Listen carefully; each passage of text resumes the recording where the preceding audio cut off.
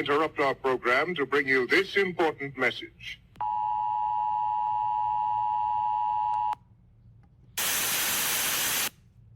I'm back, bitches.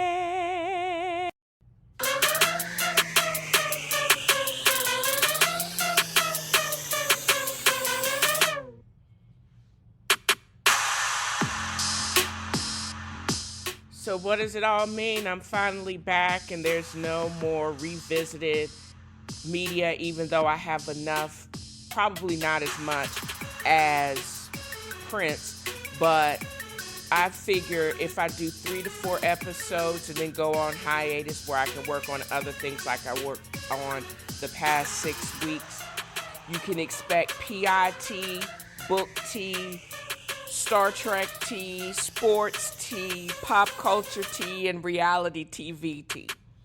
And in between, you could also expect republishing and chair twerking because I have bad knees and feet.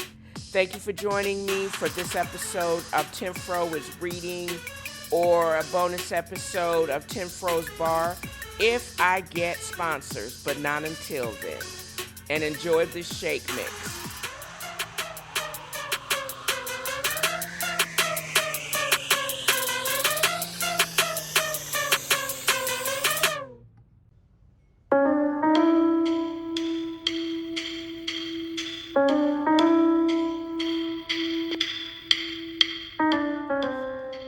Apologies to Henry Mancini, but a riff on the Pink Panther theme is in alignment with a podcast segment dedicated to a fictional PI and all about true crime, or fictional crime in this case. Don't you think?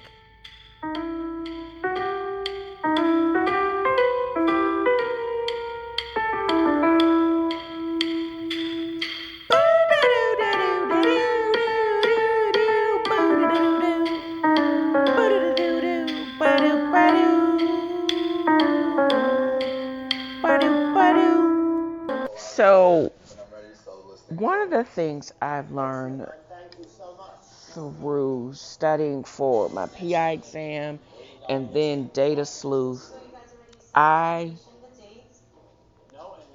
which data sleuth is a kind of a way to investigate forensic fraud cases, or just fraud cases in general. And I was going to talk about some type of fictitious case this week. This week is going to just give me time to prepare for NHI Private Eye next week. But this is a pretty well-known fraud case. I pulled this directly from Trap Queens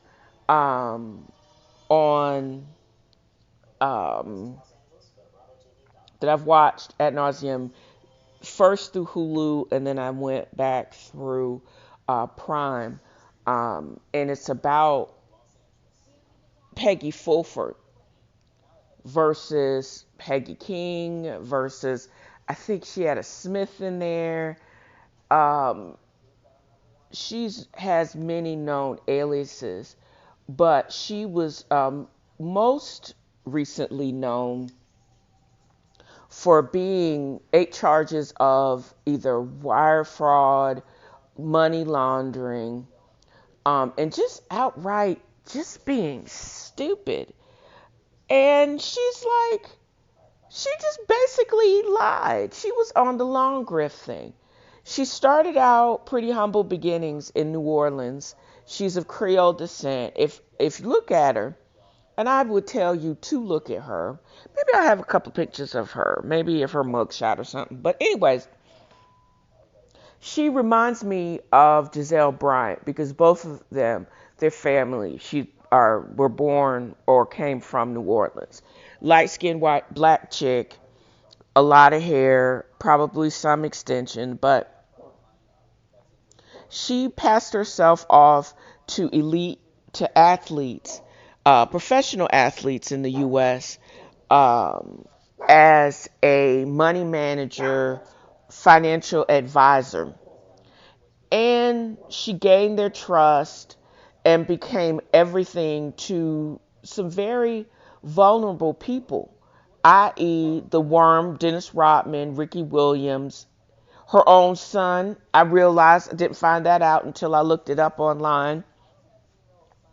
Travis Best, Lex Hilliard, and Rashad McCain. At one point, King Management, which was a company where she was the CFO of, at one time managed the entire backfield of the Miami Dolphins. But I digress. I still need to look that up to see if her son actually also was charged. But he probably, I think he probably, I didn't see anything immediately online. Oh, excuse me. But her son, Elkin King, also got an axe to grind with this lady. Elkin King is actually Forrest King, Dr. Forrest King of Atlanta's stepson. He ended up adopting him. When he was about 6 or 7 years old, this is Elkin. His biological father was killed in an airline accident or an airplane crash. And it appears that Peggy successfully sued the airline company. They settled, and there was a $250K payout. Because he was not of age, both Peggy and Forrest King were put on the account, but the only one that seems to have used said account was Peggy. Elkin ended up suing his former, how can you be a former stepfather who adopted you? But anyways, ended up suing him because he did not keep an eye on his light-fingered wife or ex-wife. Because at the time of his biological father's death, they were in the process of getting a divorce, but it hadn't completely gone through. So when she married Elkin King, or Forrest King, Dr. Forrest King Jr., she was a widow at the time. But still, that didn't excuse her from jacking her own kid. Also, it looks like from the show, right around the time of, she went back to New Orleans not too long, and after having a nervous breakdown, she actually looks like she had a severe episode of mania. And when they divorced, she went back to New Orleans, and evidently she wasn't on any medications. I'm sure she was the life of the party, but I'm sure her grift was on fleek when she actually met and befriended Ricky Williams, who at the time was a superstar, first round draft pick for the New Orleans Saints, stayed with them for 3 years, and then got traded to the Miami Dolphins, which was plagued by his dirty drug test. She pitched to him something about some BS about generational wealth, and this is how we can do it for you and your prosperity. And when he got suspended, there was a big comeback plan, bigger contracts, and she robbed him of all of it. This lifestyle gave her the appearance of that she bought with money that she robbed from them, of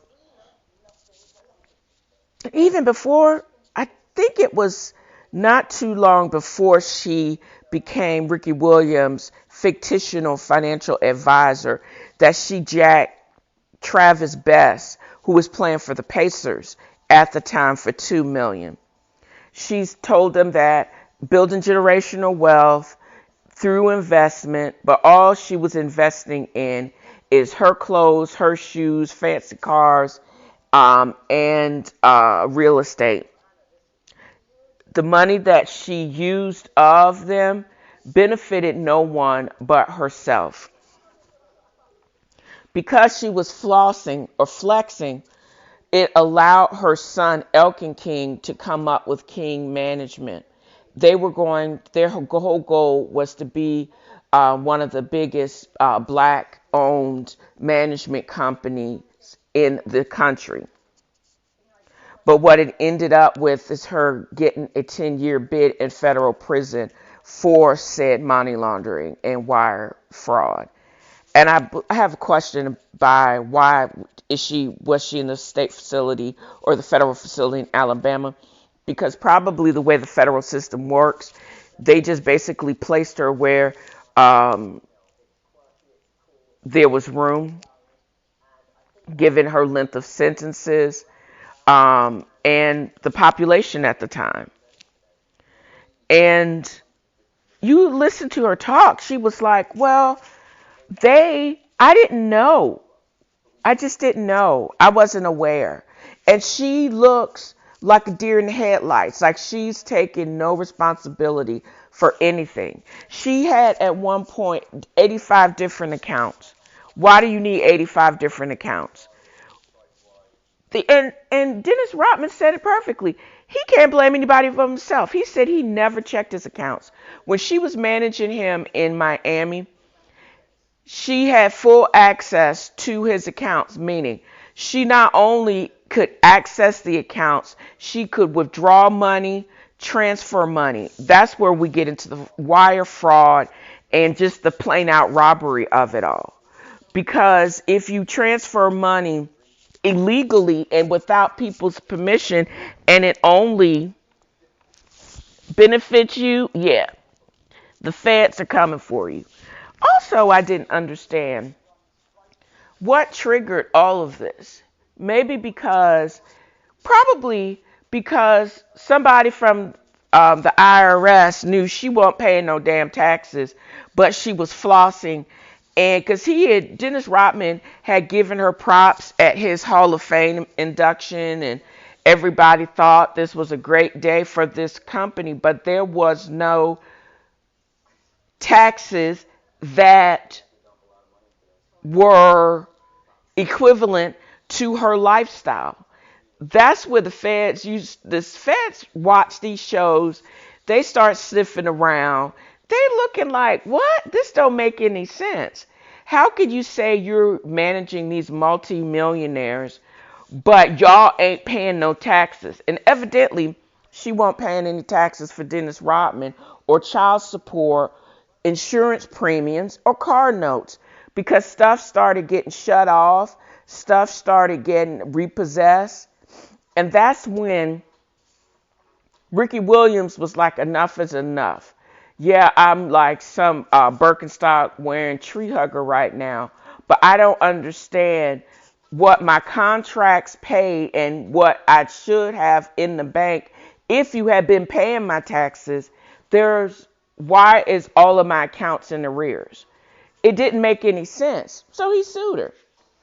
That's when we found out that they were like, she just thought it was some civil. He said it was, oh, it's a bad business deal gone wrong. She actually said this out of her mouth. Nah, bitch, you actually jacked this man for $3 million large.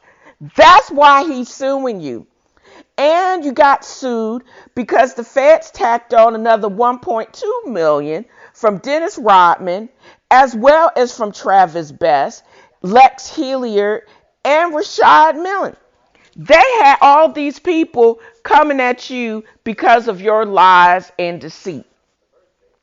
Your shell companies, where you were in effect stealing money from them and then using those funds for your own benefit, is illegal. And you will pay for that. You just can't bat your eyes and say you're sorry, or a business deal gone wrong, or like we're going to believe you that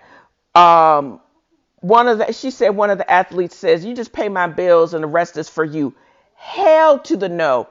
What you should have been doing as either bookkeeping, etc., paying the man taxes, paying his bills, and investing like you said, and not investing in Louis Vuitton or Chanel or Gucci for yourself.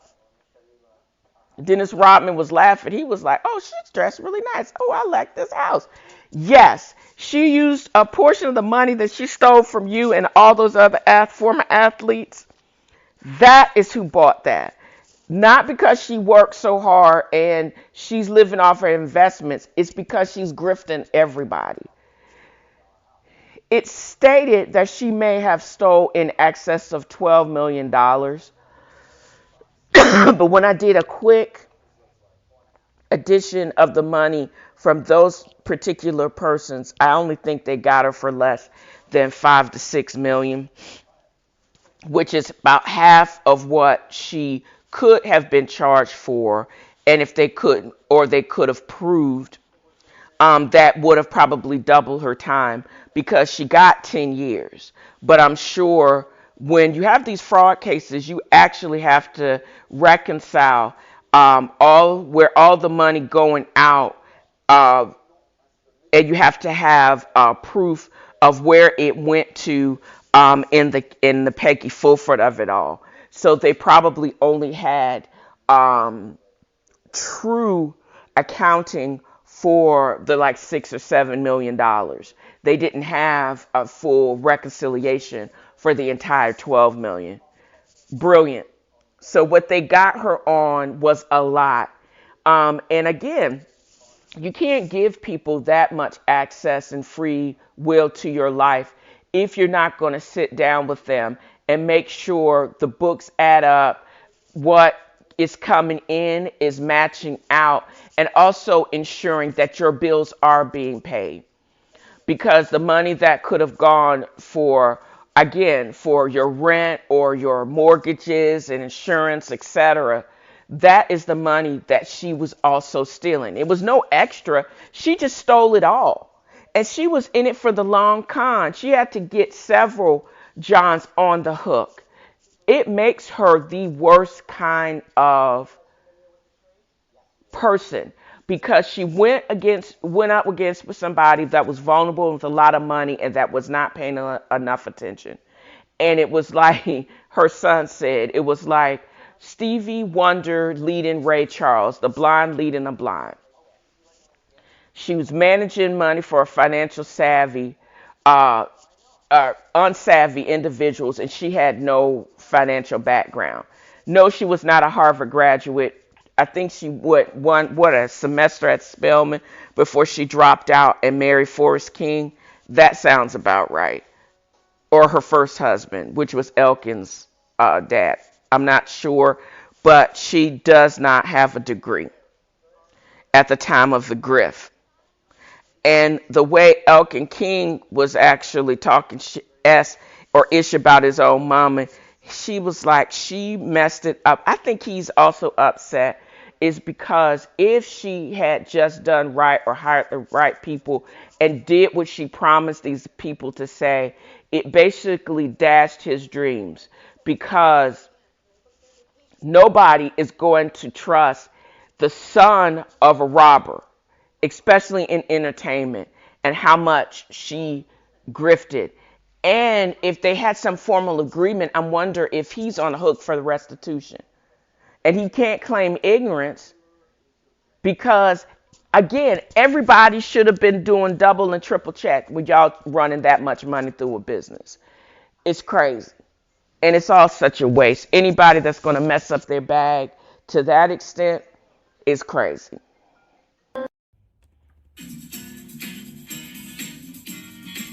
The Shady Bunch, the Shady Bunch. I hope turning up for checks to pay for fake lifestyles were to be a part of the Shady Bunch.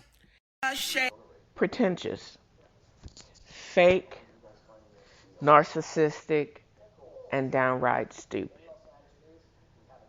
I watch a lot of reality TV, and in particular, I have watched and have rewatched recently several iterations of The Housewives.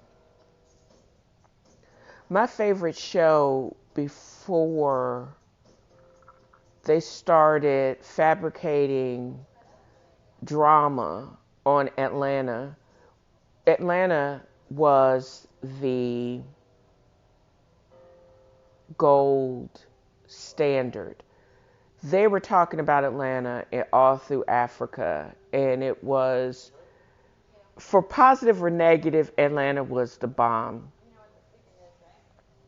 But right after, what was it, season 12, and Kenya had the longest divorce on the planet, and they bought back Sheree, um, and then Portia left. It just seemed to be strained and not fun. I did not start watching or did not watch Shahs of Sunset until it went off. I had seen other shows similar to it, but I didn't know until recently that these shows came on after Shaw's wrapped in 2020 or 2021. And it was disappointing that they allowed it to go on after season 6. And there's the other thing.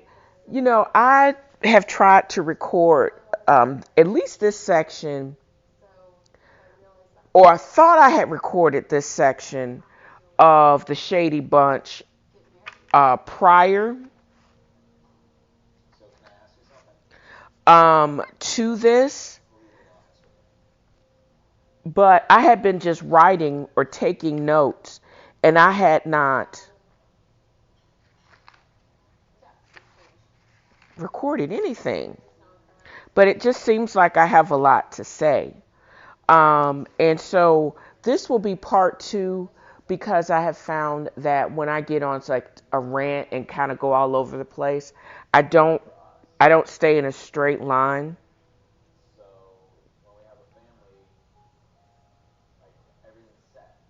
On um I don't really have a straight line when it comes to this show, because it's off the air, and I don't I don't want to keep going back to, because I don't want to make it seem like I know these people, and I have to believe that what I don't know true motivations, because these shows are heavily edited. So I'm going to break it down with the OGs of the show. I'm going to basically talk about the why, like Asa and Mike Shouhed or Shouhed, and why some of them I'm just not really going to speak about. Evidently, Beverly Hills has the largest populations of Persians outside of Iran. Back in 78, when there was the revolution, there were many secular Persians that basically fled the country. The Shah of Iran at the time, who actually named is Reza, fled with his family, and I think they took their money. But they did leave the crown jewels. If you see them, they are dope as all get out. The Shahs that are represented on this show are the bottom of the barrel Persians, in my opinion. And this is why I say that. I'm not going to really take a deeper dive into Lily from Texas, because she actually is very well educated. She graduated from law school, passed the bar, went into practice, corporate law, found out she hated it. But I did not have a connection with her or her extensions. But they were dope. And it was like, and you could tell that they would cost a pretty penny. Tommy Fate, which is Mercedes Javid's husband. Nah, it's just, I could almost imagine that I could smell his feet through the screen. Same thing with Mercedes. All I can think about is they smell like toe jam, pits, and ass crack. How the feud between Reza and Mercedes basically screwed up everybody's bag. And you know I get annoyed when you screw up somebody's bag. I don't understand about this whole keeping it real. Because if you keep it real and you tell somebody some stupid ish and it doesn't really help them, what does that do? And why are you willing to say or do anything and basically open a Pandora's box? Because there was an episode when Mercedes, she is kind of like, she's not as pretty as Teresa Giudice. But Mercedes, in all of her plastic surgeries and Brazilian butt shots, knew that, or why wouldn't she have known that all of her so-called friends would never have come to see her in the ICU when they are more focused on their own drama and whatever is going on in their own life. She almost, and it sounds like it was serious. Homegirl almost died, bled out, had to get an emergency hysterectomy. And then Reza coming out his mouth, getting mad at her, saying it was all those abortions that you had. That's why you almost bled out and blah, blah, blah, blah, blah. And she knew exactly what she was doing when she told Tommy because ratchet hood white trash from Queens, he was going to try to go up five upside his head. And she was like, oh, I didn't know he was going to go. He just broke some plants. You know damn well if you told him that if Reza was there, he would have beat Reza's ass.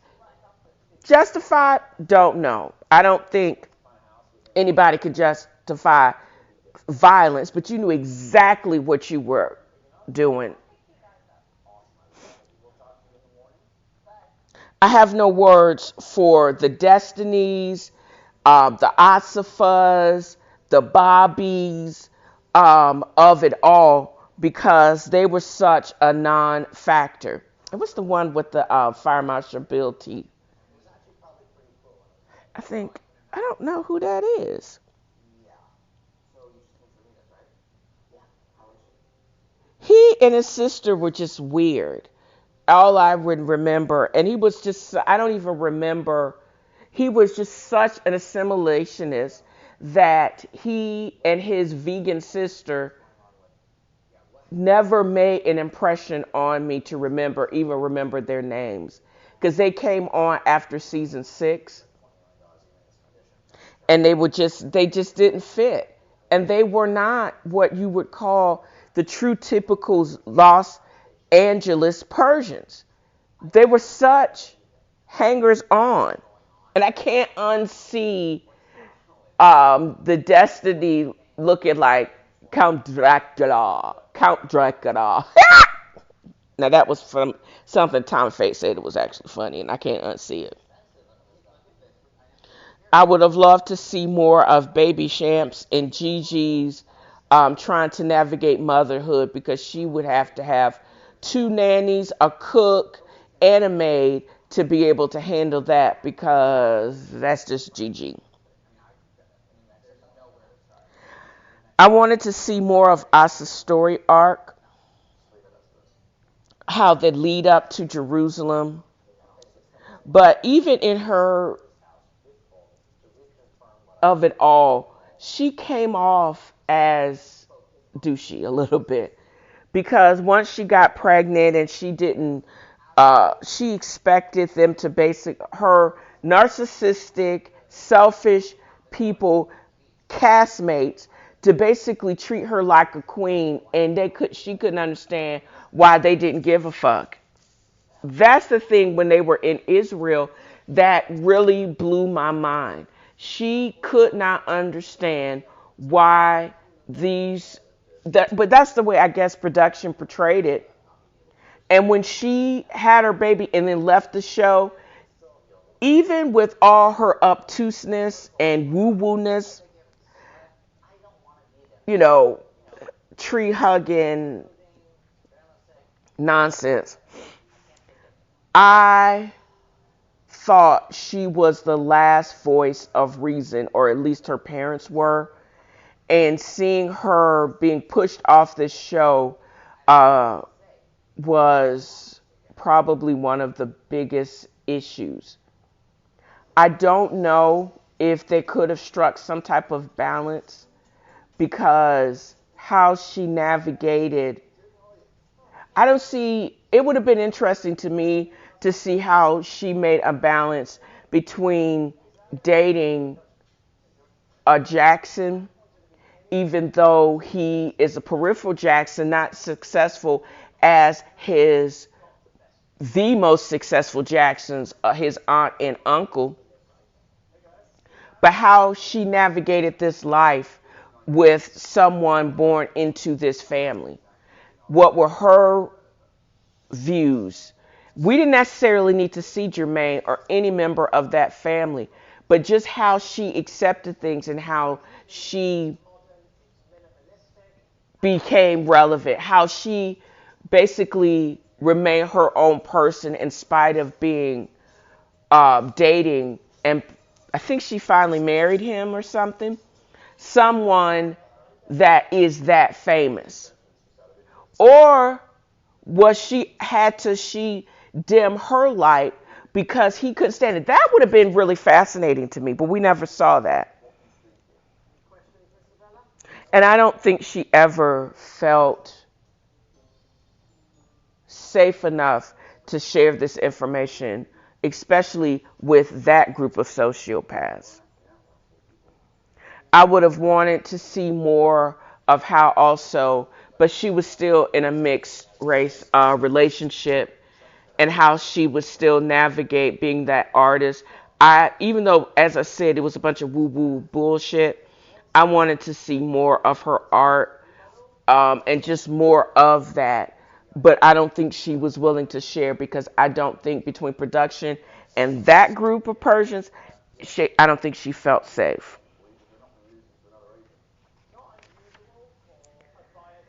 Also,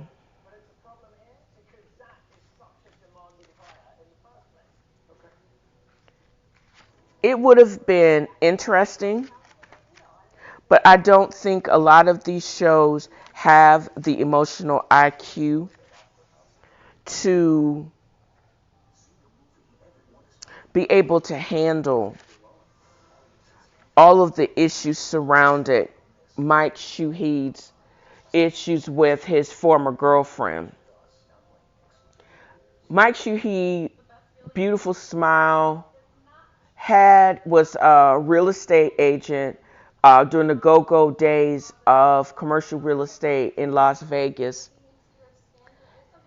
It appears that he went broke and he came back home and was trying to rebuild.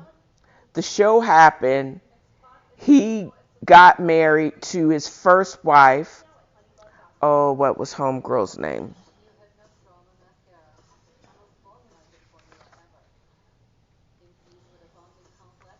It's not Paulina. That's the one that sued him in civil court for domestic violence.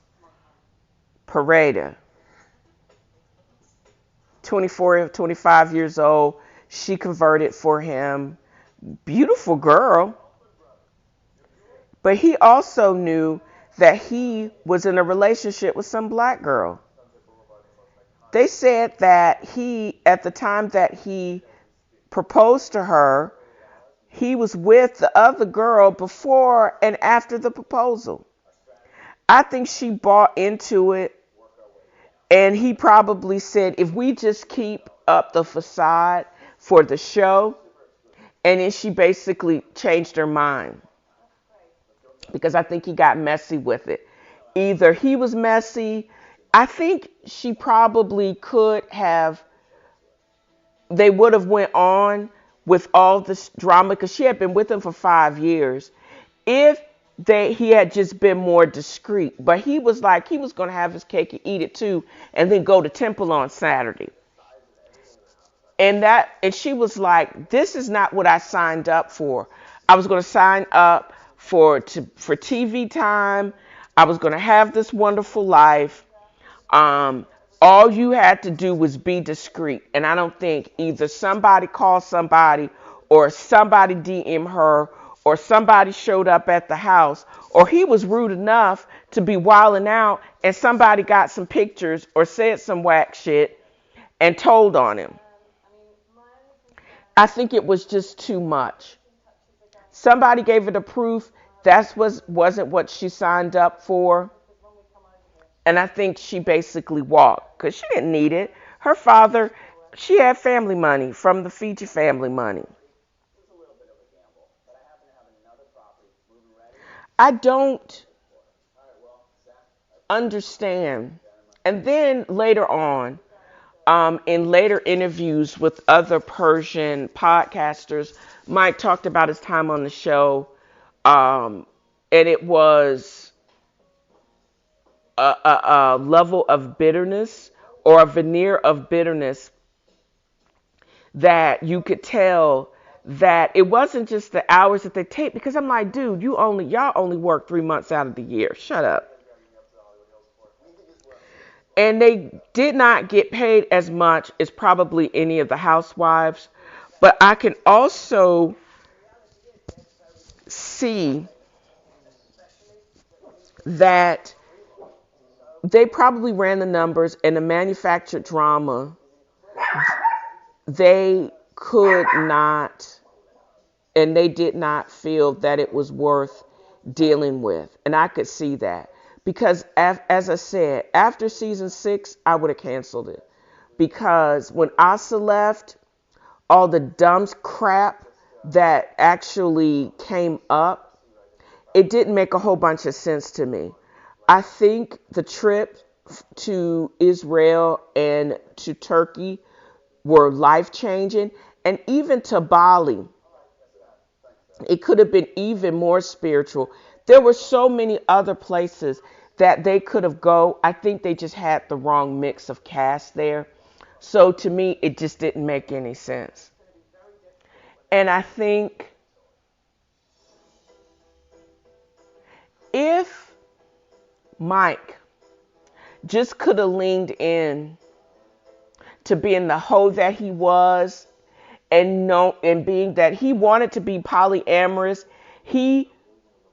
I think he wanted this balance of looking like the good Jewish Persian boy, and he didn't want to disappoint his parents, but he was just a lackluster hoe, lazy ass hoe that just wanted to party until 4 o'clock in the morning.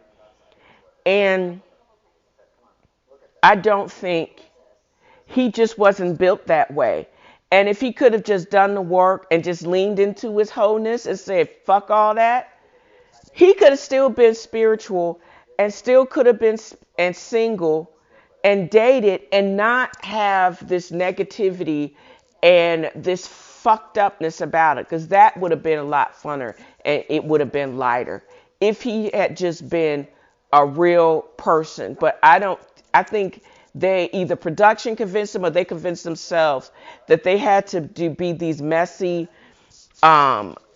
selfish prima donnas that cost too much for the network, and they got canceled. And we still didn't know or could have explored more of that culture. Because I think the other part of that, I think they could have had some type of controlled trip if they had worked their magic, some type of controlled trip back to Iran, because that could have been dope too. Or showing more of the immigrant experience. And like, there was this one dude that used to basically climb in the dumpsters. That was Shouhed's friend. Climb in the dumpsters to fix up stuff and then he ended up as a multimillionaire because he worked so hard. Instead of showing these vapid, not so educated, because I think the only one, and we saw flashes of it, even with Gigi playing the piano. Um, I don't, and Reza, I don't even know what Reza did. I know both he and Mercedes were licensed real estate agents, with the exception of a couple of listings and some other stuff. We saw Reza's wardrobe, but he closing the deals like on $1 million listing. It's like Mike was dressing up as Josh Altman, but I don't see him having the same hustle because his own mama said that. And again, diving more into what it means to be Persian and Jewish, more Shabbat dinners. I need to see more of that Persian rice. There could have been so much that this show could have done a deeper dive on, but we got into this dark messiness that I honestly think, led up to Mike being a brute and being caught on camera brutalizing Paulina, and how he had gotten entwined with those kids' life, but he still was attacking her. That, I think, if they had not this fake woo-woo Asa exploration, but if they could have explored his on a deeper realm, and they could have shot the reality of what they actually do, and it wasn't so messy, I think they could have not only not been that type of show that could have gotten or garnered many more advertisers, but also allowed these people to grow and to be strong and to have the staying power beyond 9 seasons. I think the American public was shortchanged because, as far as the story arc of Asa and Mike, we could have, if we had really truly kept it real and saw the reality of immigrants coming to this country and being about family and the interests of the family, that's what we would have loved to see.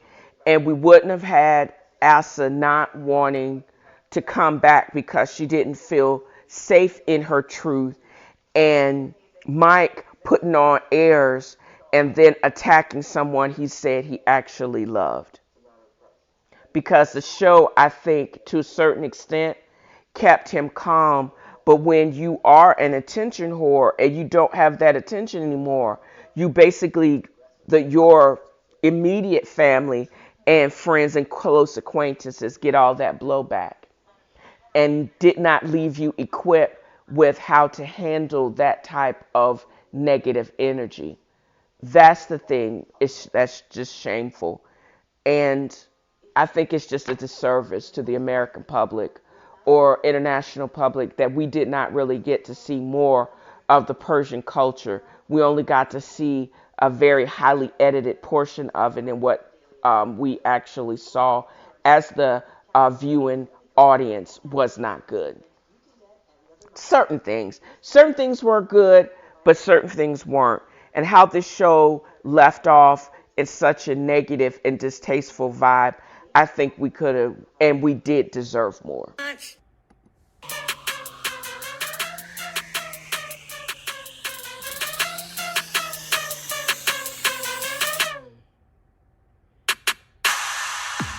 So that's how we're going to end this episode. And I'm going to end it with a positive word. I used to scoff at people making this statement because of its simplicity, or maybe because it sounded more like an admonishment that I was being everything but kind. But then when I started investigating it for myself, that's when I realized that I was confusing politeness with kindness. Politeness is a fake, superficial manner in which there's no required investment, no self-reflection. But being kind is an adjective. It is an action. If you're kind to yourself first, it's like exercise memory. You will continue and be kind to others. Let that sit with you for a while. I'm going to try to be kind to myself. I'll be kind to others. It's very simple, and you got to repeat it. Lean into the spirit of a new year by counting your blessings, giving to others, and spreading happiness. I know I will. And this episode or this podcast is my means to spread joy and happiness and light and enlightenment. There's so much going on with aggression and just meanness. But if I can leave you with one small positive thought, start your day with that, that can change everything for you. And just basically change your day. Don't forget to check out Dale's Angels Inc. for the notes on this podcast, as well as other works by CQM that are, and other contributors that are in work or in being edited right now. Also, check out my Instagram feed, TNFro is Reading. You can check me out on Facebook, TNFro is Reading Book Club, as well as my YouTube channel, TNFro is Reading and Eating. And what I'm just chatting and streaming at TV Food Wine Girl on Twitter. Navigate to Writer's Block Coffee or shipabagadicts.com. Use my promo code TNFro Coffee or TNFro Got Jokes respectively to get a percentage off of your order. Don't forget to drop me a line at TNFroisreading@gmail.com. All non-trolling messages may be actually read online, and you can do the same if you are in Podbean or Anchor or wherever you listen to the podcast. And again, shedding light and positivity. And I hope you guys enjoyed this episode as much as I've enjoyed creating it. Until next time, bye.